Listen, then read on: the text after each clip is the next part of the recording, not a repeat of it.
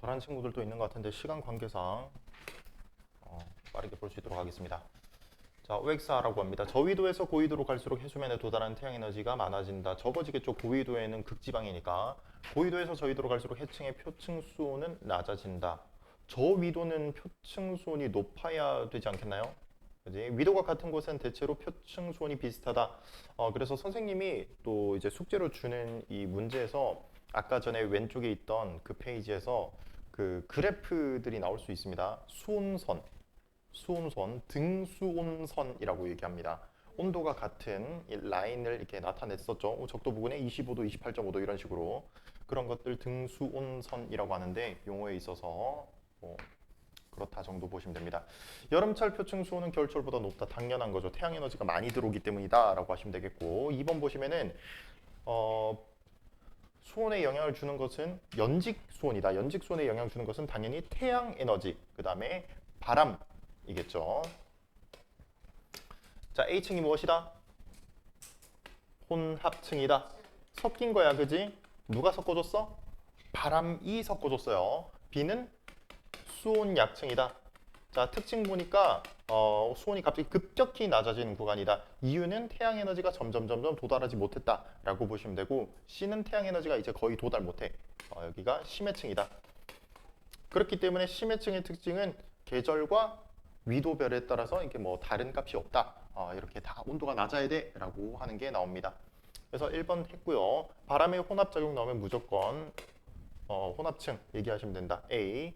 그 다음에 수온이 급격하게 수온 약층 얘기죠. 수온이 낮고 깊이에 따른 수온 변화가 거의 없는 층, 뭐 C 얘기가 될 것이고요. 대류가 일어나지 않아 안정한 층, B 얘기죠. 바람이 강할수록 두꺼워지는 바람 얘기 나오면 무조건 혼합층 하시면 됩니다. 자, 혼합층은 극지방에선 층이 안 나눠진다라고 얘기했다. 그지? 심해층은 위도에 따라 수온 변화가 가장 크게 나타난다. 심해층은 뭐 위도나 계절에 영향받지 않겠다라고 얘기했습니다. 혼합층과 심해층 수온 차이가 가장 크게 나는 것은 적도 부근이 맞죠. 혼합층은 이제 가장 바깥쪽에 드러나 있는 층이니까 태양 에너지가 얼마나 들어오냐에 따라서 결정이 되는 친구니 이 친구 적도 부근이 가장 높습니다. 심해층은 적도 부근이든 뭐 중위도 지역이든 고위도 지역이든 다 비슷비슷하잖아. 다 똑같아. 심해층의 온도는. 그렇기 때문에 여기서 차이라고 얘기한다면 가장 큰 값으로 나타나겠다라는 것 정도 볼 수가 있을 것 같습니다. 자, 그 다음에 다음 페이지 넘어오시면은 해수의 염분이라는 값이 나옵니다. 우리가 여기 지금 해수라는 이게 뭐 물 수권에 대한 파트에서 문제가 가장 어렵게 나온다면은 지금 여기 파트에서 가장 어렵게 나온다는 거. 그래서 여기가 제일 중요해. 자, 해수의 염분, 바닷물 먹어보면 어떤 맛이 나? 짠맛이 납니다. 자, 그런 것들 우리가 염분이라고 하는데, 자, 염류라는 값이 먼저 나오네요. 염류는 바닷물에 녹아있는 여러 가지 물질들을 다 통틀어서 얘기를 한다라고 합니다. 자, 그래서 우리가 바닷물 1kg을 퍼오면요. 여기는 모두 순수한 물이진 않다라는 거죠, 당연히. 물도 있고 여기에 여러 가지 물질들이 섞여 있어 라는 것인데 그것들을 이제 뭐 염류라고 얘기하는데 이 염류 35g에는 염화 나트륨이 제일 많아요. 요거 좀 알고 있어야 돼. 염화 나트륨이 제일 많다. 자, 이거는 알고 있으셔야 돼요. 이 친구 때문에 짠맛이 나는데 염화 나트륨이 뭐야? 소금입니다. 그죠? 소금이 염화 나트륨이야. 그렇기 때문에 바닷물에 물 다음으로 이제 많은 물질은 소금이다라고 정도 보시면 돼요. 두 번째 정도까지도 알면은 좋겠다. 염화 마그네슘이 많습니다. 그 뒤에 것까지는 뭐 외울 필요는 없어. 알겠죠? 염화 나트륨 다음에 염화 마그네슘이 많아 정도 보시면 되겠습니다. 자, 그럼 우리가 알아야 되는 것은 이 염분에 대해서 알고 있어야 돼. 자, 우리가 항상 정의가 가장 중요합니다. 해수 1000g에 뭐야? 1000g 얼마? 1kg 얘기한다. 그지? 1kg. 해수 1kg에 들어있는 염류의 총량을 나타낸 것이다. 자, 단위는 PSU 혹은 퍼밀이라는 값으로 나타냅니다. PSU가 나 까먹었다. 줄임말입니다. 너무 오래돼서 까먹었네. 퍼밀이 여러분 퍼센테이지는 알죠? per 무슨 뜻입니까? per per 영어 100점 있나? 영어 100점. 영어 100점이 없어? per 무엇당이거든요. 무엇당. 무엇당. cent 뭡니까? 100이에요. 100당, 100분율이라는 거죠. 퍼센테이지, 퍼센트. 밀 뭐야? 얘는 천당이라는 거. 천분의 왜 천분의가 나왔어? 해수 1000g이라는 값을 우리가 기준 값으로 쓰고 싶으니까 이 퍼밀이 왔다. 그래서 PSU를 주로 씁니다. PSU를 주로 쓰는데 뭐 이렇게 저기 보이는 퍼밀을 쓰셔도 상관없다라는 내용. 자, 전 세계 해수의 평균 염분은 35 PSU라는 값이 나오는데 요거는 좀 암기를 해두자. 평균 값이 얼마 정도인지는 우리가 알고 있으면 많은 도움이 되는 거야. 자, 이게 지금 위쪽에 나와 있는 내용인데 잘 보셔. 내가 바닷물을 1kg을 싹 퍼온 거야. 그래서 해수 1000g을 지금 준비를 해둔 거죠. 이때 뭐 물이 얼마고 그런 게 아니고 여기 염류가 얼마 있냐고. 염류가. 물 1kg에는 물과 염류가 35g 있다고 했습니다. 그래서 이걸 염분으로 나타내면은 35 PSU가 된다라고 지금 얘기를 하고 있는 거야. 이해됩니까? 바닷물을 퍼왔을 때 1kg의 염류가 얼마인지. 자, 그게 염분이다.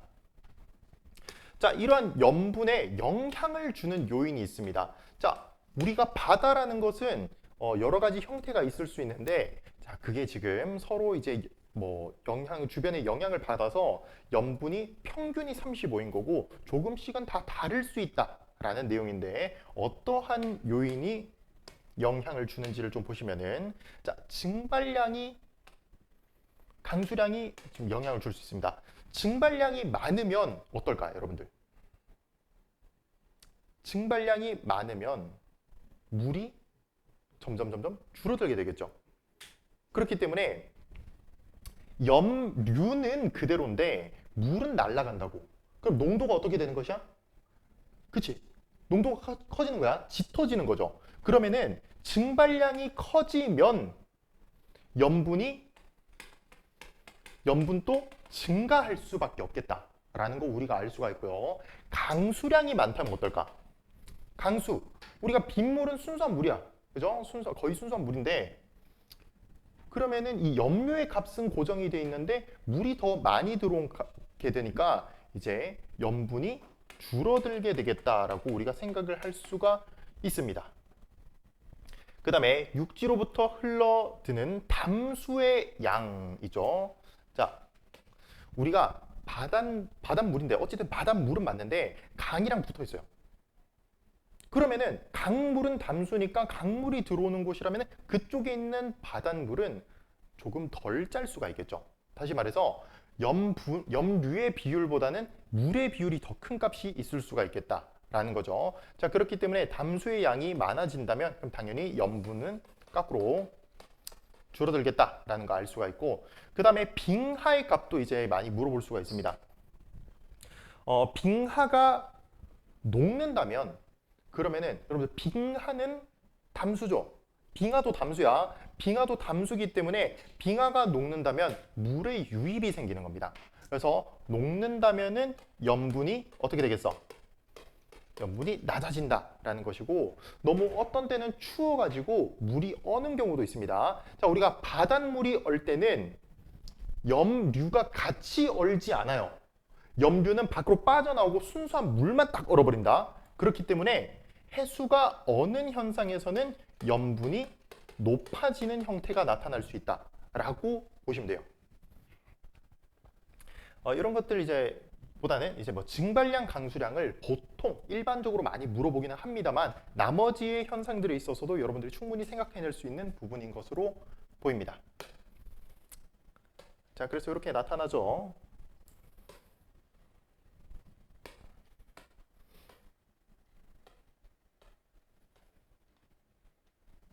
자, 오른쪽 플러스 강의 보시면은 해수의 염분 계산 나옵니다. 자, 항상 기준값은 1000g이다. 자, 여기서 염료의 양을 이렇게 나타낸 것이다. 그래서 이렇게 곱해주면은 나와라는 뭐 간단한 식입니다. 저걸 꼭 적어야 할까 싶긴 한데, 자, 그 다음에 PSU입니다. 15도씨 일기압을 기준으로 해수에서 뭐 했을 때 첨분율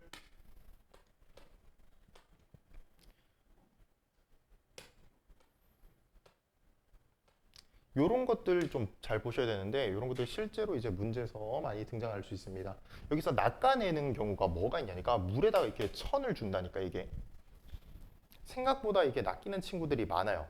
우리가 해수 1000g이라는 것은 물 1000g이 아니라는 거야. 그지? 해수 1000g은 물과 염료를 다 합한 값입니다. 그래서 해수 1000g이 기준인 거고 물 1000g이 기준이 아니라는 것을 여러분들이 좀 잘 기억을 해 주셔야 돼요.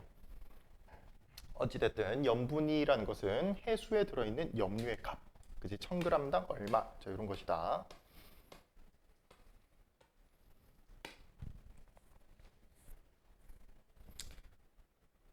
자, 뭐 염분의 관계 뭐 이런 거 나와 있는데, 이거는 한번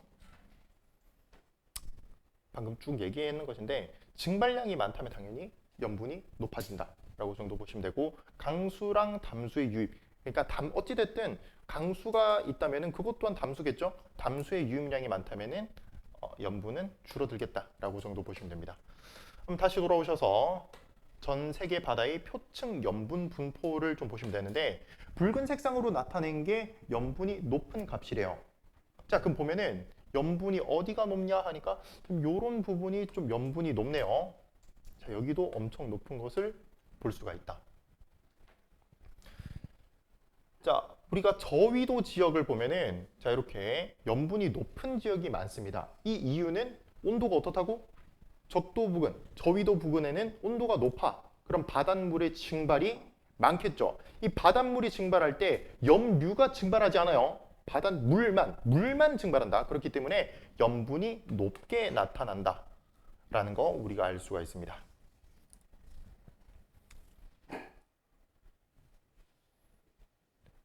아니죠. 이게, 그러네. 쏘리. 잘못 설명했다. 증발만 생각하면 그런데, 증발이 많이 일어나니까 강수 또한 많단 말이죠. 강수가 많아서 실제로 이렇게 완전 적도 지역을 보면은 주변보다는 낮은 거를 알 수 있습니다. 이게 뭐 증발의 값도 있고 여기서 저기압이 많이 형성이 된단 말이죠. 우리가 적도 부근에는 저기압이 발생하기 때문에 여기서 강수가 많다인데, 우리가 위도 30도 부근을 조금 보셔야 돼요. 위도 30도 부근에는 고기압이기 때문에 비가 잘 안 내려. 그렇기 때문에 증발은 많은데 강수가 별로 없어가지고 여기서 이제 염분이 높게 나타난다라고 보시면 되겠습니다. 자, 그 다음에 극지방에서는 완전 염분이 낮은 것을 볼 수가 있는데, 자, 이런 지역에서는 빙하의 녹는 현상이 일어나기 때문에 담수의 유입이 발생한다라고 정도 보시면 되겠습니다. 자, 그 다음에 우리나라에서도 이제 얘기를 하셔야겠죠. 우리나라 주변에는 평균 염분이 약 33 PSU라고 나옵니다. 자, 그래서 전 세계 아까 전에 평균이 얼마였다? 35였습니다. 그렇기 때문에 우리나라는 평균보다 조금 낮은 편에 속한다라는 것이고, 이런 것들 그냥 생각해 보면 답이 나오기는 합니다. 우리가 여름철에는 비가 많이 내려. 그렇기 때문에 여름철에는 겨울철보다 강수량이 많기 때문에 염분 자체가 낮은 값으로 나타난다라는 것을 알 수가 있고요. 그 다음에 여러분들 황해가 우리나라 서쪽 얘기하는 거죠. 서쪽이 동쪽보다 염분이 낮다라는 것인데, 이거는 담수의 유입이 많습니다. 자, 담수의 유입이 왜 많을까 하면은 우리나라는 어떠한 지형을 가지고 있냐?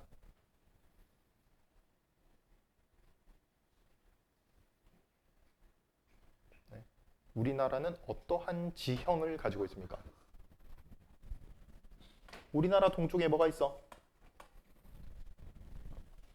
태백 산맥이 있죠. 그렇기 때문에 우리나라는 동고서저의 형태를 이루고 있습니다. 그렇기 때문에 바닷물이 아니고 강물 이런 것들이 서쪽으로 이렇게 쭉 흐르게 돼 있다고. 일반적으로 큰 값으로 봤을 때. 그렇기 때문에 담수라는 것이 서해, 우리 황해 쪽에 유입이 되기가 좋습니다. 그래서 이 황해 쪽의 염분이 더 낮아, 조금 더 낮아라는 거. 자, 마지막에 보이는 이 염분비 일정 법칙이 있는데 얘가 별표가 5천만 개 달아주셔야 돼. 얘가 너무 중요한 겁니다. 문제는 다 여기서 나와요. 자, 염분비 일정 법칙인데 이게 뭔 말이냐니까 우리가 전 세계 해역에서 이 염분이라는 것이 조금씩 다 다르게 나타난다고. 평균은 35라고 했는데 지금 당장에 우리나라가 33 PSU였잖아, 평균이. 자, 하지만 그 값에서 안에 들어있는 염류의 비율은 모두 거기서 거기다 똑같다라는 겁니다. 이해되나? 한번 살펴볼 수 있도록 할게요. 우리가 북극해, 우리가 극지방에서는 담수의 유입, 빙하가 녹는 값이 많기 때문에 담수의 유입이 많다고 했습니다. 자, 그래서 얘가 30 PSU래요. 그지? 30g 이렇게 들어있대. 해수 1000g에 30g 이렇게 들어있대. 우리나라에서는 33g 들어있대. 그럼 33 PSU야. 그리고 홍해에서는 40 PSU래요. 자, 하지만 이때 그러면은 염료의 총량들은 다 다른 게 맞지만은 이 비율들이 일정하다라는 말인데, 자, 북극해에 포함된 염화 나트륨의 비율을 보시면은 전체 30g 중에서 23.3g이 있다. 자, 이걸 퍼센테이지로 나타나니까 약 78%가 나온대요. 우리나라에서도 동해에서도 보니까 우리나라 전체 33g 중에서 25.6g이 염화 나트륨이라고. 그래서 봤더니 78% 정도 나온대. 근데 이게 40pS를 가진 홍해에서도 전체 40g 중에서 염화나트륨 31.1g을 했더니 78% 나온대요. 뭐야, 이게 백분율로 다 따졌을 때 퍼센테이지가 다 어떻다고? 같게끔 나온다고. 그렇기 때문에 이 비율이라는 것이 일정한 값을 이루고 있다라고 보시면 돼요. 오케이? 어디 다른 바닷물을 퍼왔더니 뭐 염류 자체의 양은 다를 수 있는데 그 염류를 이루고 있는 비율들은 항상 일정한 값으로 나온다 라고 얘기를 하고 있는 겁니다. 자, 그래서 이게 문제로서 가장 많이 등장해서 뭐 하나를 비워놔, 계속 비워놓습니다. 그래서 이거 얼마야? 이런 것들 찾아내야 되는 것인데 충분히 내가 염분비가 일정하다는 것을 알고 있으면 풀 수 있습니다. 추가적으로 해수의 값을 장난친다. 해수의 값을. 해수를 우리가 1000g을 기준으로 두는 거야. 근데 해수의 값을 500g을 줄 수도 있고요, 250g을 줄 수도 있고요, 100g을 줄 수도 있고, 725g을 줄 수도 있고, 1025g 상관없어요. 1250g 이렇게 상관없기 때문에 어쨌든 간에 그 기준을 가지고 계속 1000g 쪽으로 맞춰주시면 되겠다라는 부분입니다. 자, 뭐 아래쪽에 우리나라 주변에 표층, 염분, 분포 이런 거 나와 있는데 이런 거 그냥 한번 눈으로 보고 말면 되겠습니다. 아시겠죠? 자, 오른쪽에 이거 빠르게 풀어보세요. 오늘 통합과학을 할 시간이 있을라나 모르겠다. 빨리 한번 풀어봐.